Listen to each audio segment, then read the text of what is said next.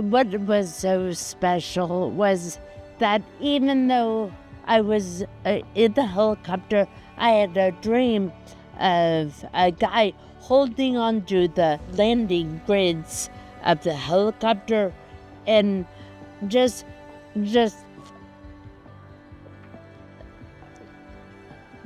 there with me. The doctors at the hospital at Charm did not think I would make it through, and they already said to my son that I'm so sorry for your loss. I just had this sense that I was gonna live. A picture of where I was a nurse, and on my free time I enjoyed running.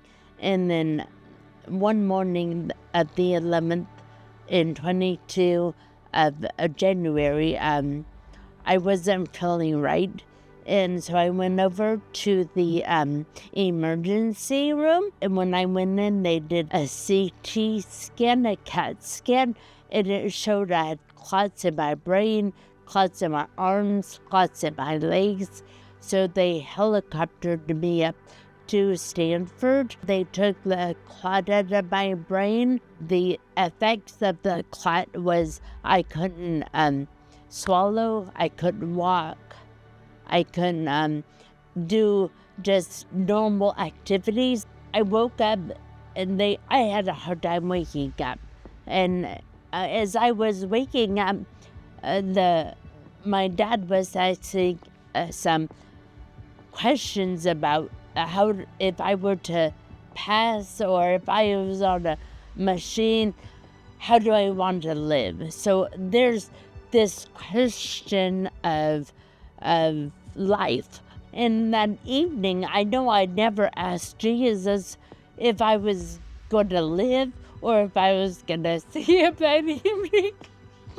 I did ask Jesus if I was going to see him that evening or if I was going to live. And you know what? I just had this sense that I was going to live. And you know what? As I was waking up, I said to myself, I really don't want self-pity.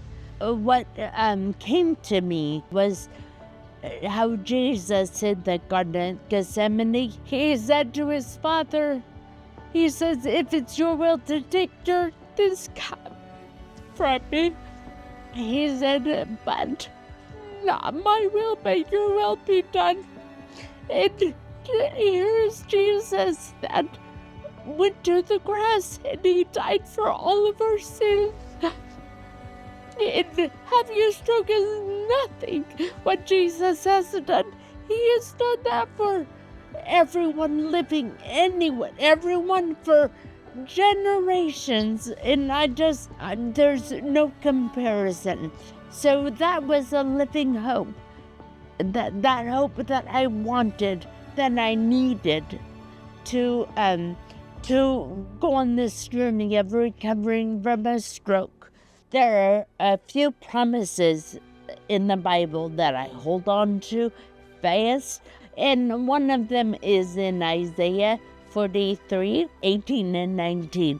And it talks about, don't dwell on the past. See, I am doing a new thing. Do you not perceive it? I'm making a way in the wilderness and water in the streams. And what is so great, because it reminds me not to dwell of yesterday. There's something that God has new for me today. And also, it's not living for tomorrow, it's today. Because there's enough things happening tomorrow. My goals for running is, I have a big goal is for next year is running Boston again.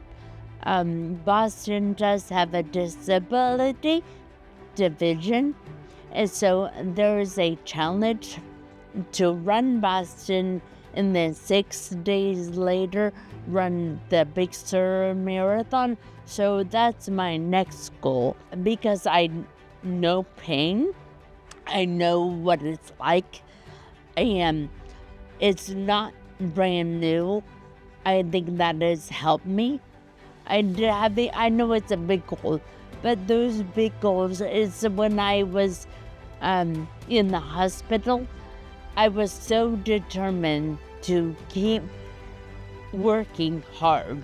Sometimes I can be hard on myself, and I'm glad for that because I can keep on going. But it's not to set unrealistic goals.